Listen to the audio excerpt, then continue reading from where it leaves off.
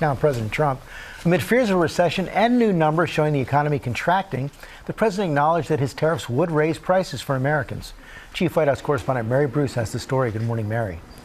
Good morning, George. Well, the president insists the economic downturn has nothing to do with his tariffs, but at the same time, he is now acknowledging that his trade war may cause some prices to rise. But he is asking Americans to be patient and trust him.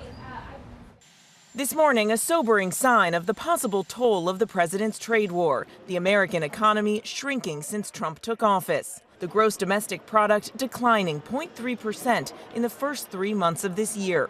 The president quick to blame his predecessor, not his own tariffs and the uncertainty they're causing, as fears of a recession grow. This is Biden's economy because we took over on January 20th, and I think you have to get us a little bit of time to get moving. Before Trump took office, there had been 33 straight months of growth. Now the president on defense, as many economists blame the ongoing trade war for rattling the markets. Wall Street seeing its worst start to a presidential term since Nixon in 1974. Trump has dismissed concerns about rising prices. Our Terry Moran asking the president about fears his trade policy will fuel inflation.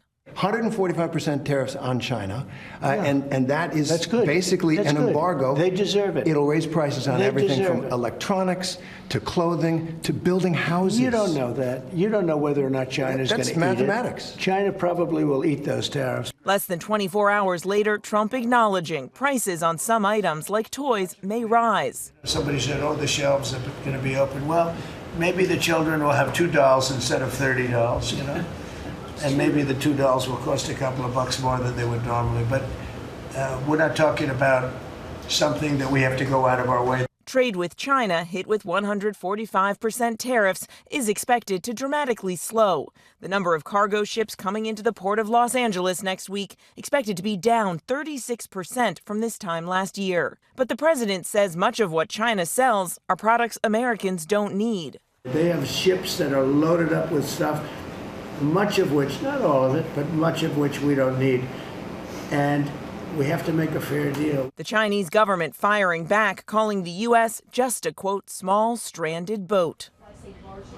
And it's now been 3 weeks since the president paused his sweeping so-called reciprocal tariffs to allow time to negotiate with countries. But so far, no deals have been announced. And overnight, the president made clear he's in no rush, suggesting Americans can wait this out a bit longer, saying, quote, we are sitting on the catbird seat. They want us.